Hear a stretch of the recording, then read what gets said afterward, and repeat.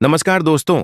इस story channel पर मैं आपके लिए ऑडियो में लेकर आ रहा हूं कुछ अनसुनी और रोमांचक कहानियां। मेरी हर नई वीडियो सबसे पहले देखने के लिए चैनल को सब्सक्राइब करना न भूलें। थैंक्स। शुरू। महाभारत की कई अनसुनी कहानियों में से एक है बर्बरीक खाटू श्याम की कथा, जिसमें कृष्ण ने उनसे शीश दान मांगा और उन्हें कलयुग में श्याम नाम से पूजे जाने का वरदान दिया। दूसरी, पांडवों के भूले हुए जुड़वा पुत्र नकुल के शतानीक और सहदेव के श्रुतसेन जो गुमनाम रह गए। और तीसरी, पांडु की अंतिम इच्छा कि उनके पुत्र उनका मस्तिष्क खाकर बुद्धिमान बने, जिसे केवल सहदेव ने पूरा किया और अमर ज्ञान प्राप्त किया। ये सभी महाभारत के गहरे और कम ज्ञात पहलू हैं जो इसकी जटिलता को दर्शाते हैं। यहाँ कुछ प्रमुख अनसुनी कहानियां हैं। 1. खाटू श्याम बर्बरीक की कथा। घटोत्कच के पुत्र बर्बरीक युद्ध में 3 बाणों से ही पूरा युद्ध समाप्त कर सकते थे।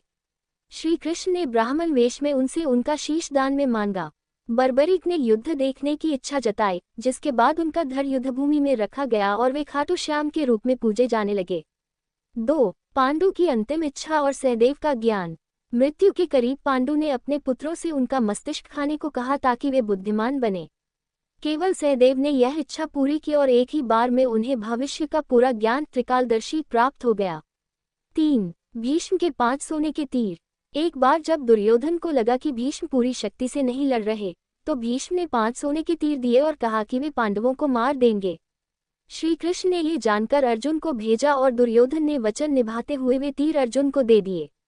4. पांडवों के भूले हुए पुत्र। अभिमन्यु, घटोत्कच के पुत्रों को याद किया जाता है, लेकिन नकुल और सहदेव के पुत्रों शतानीक और श्रुतसेन का योगदान भुला दिया गया है।